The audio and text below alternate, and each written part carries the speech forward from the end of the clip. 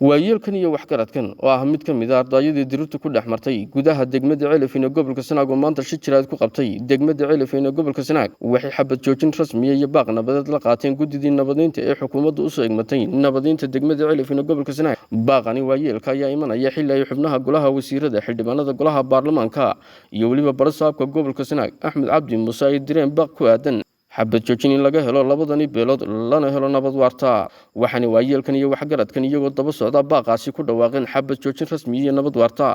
halkan waxaanu ku qabanaynaa baaqii ay qabatay dawladdu ee ahaa nabadgelyada iyo xildhibaanadu xabad joojintii ay qabteen ee yiraahdeen xabadda hal la joojiyo baanu haddaanu jinaax iyaga nahay ku baaqaynaanana xabaddii waanu joojinaynaa haddii walaalahaya naga joojiyaan waanu ku baaqaynaa ummadoo dhan baanu gaadhsiinaynaa xabadda xukuumadda xildhibaanada wasiirada wixii ka joogay ku baaqeen ay yidhaaheen walaalayaalow ha la joojiyo waanu ka aqbalnay waana joojinaynaa walaalahayana waa ugu baaqaynaa inay naga joojaan iyagana waxaanu leenahay walaalayaal nabad baa ina deeqda colaadiina ma deeqdo nabad baa ina deeqda nabaddii aan ku noqonno waxaynu ahayn aan eegno dhibta ina haysa aan eegno aan nabaddaa qaadanno walaalahayana sidaasaanu leenahay shirka iyagan jira wuxuu ku saabsan yahay wixii halkan ka dhacay ee ahayd xabad joojinta inaan ku dhawaaqno galabta waxaan leenahay wixii horta inagu kala dhintay halkan ku dhintay waa u tacsiyeynaa labada dhinacba ilaahay ha u naxariisto wixii